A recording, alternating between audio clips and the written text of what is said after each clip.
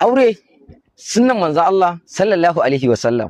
Mai girma gwamnan jihar Katsina Malam Dukka Umar Radda PhD ya kaddamar da shirin tallafawa mata jaurawa a jihar Katsina, duk a cikin shirin son ingantawa da kuma haɓaka rayuwar al'umma. Allah ya yi maka kyakkyawan jagoranci PhD. Mai girma gwamnan jihar Katsina Malam Dukka Umar Radda zai aurar da mata jaurawa aƙalla sama da 2000 za su amfana da wannan katafaren shiri.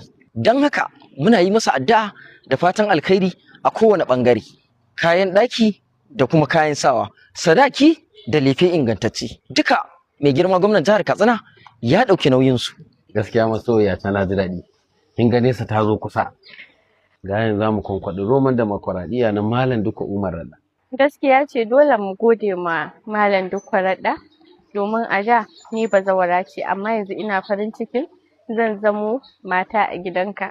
Kaga dole in gode ma gwamna. Gaskiya ne, kin ga yanzu da ina ta fama na rasa ya zan yi akan ishu ɗin laifi, amma yanzu komai an gama.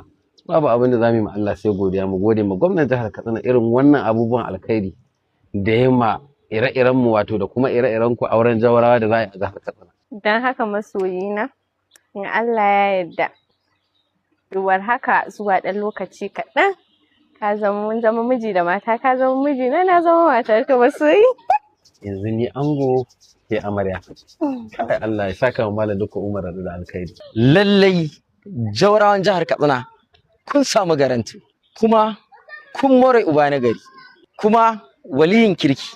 Don haka muna ƙara kira ga matan aure, zaurawa da 'yan mata, fito ƙwanmu da ƙwarƙwata, maza da matanmu.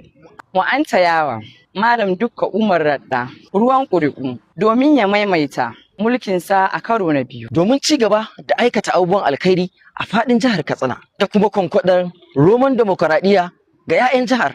Malam Dukka Umar Radda 2 times. Malam Dukka Umar Radda 4+4.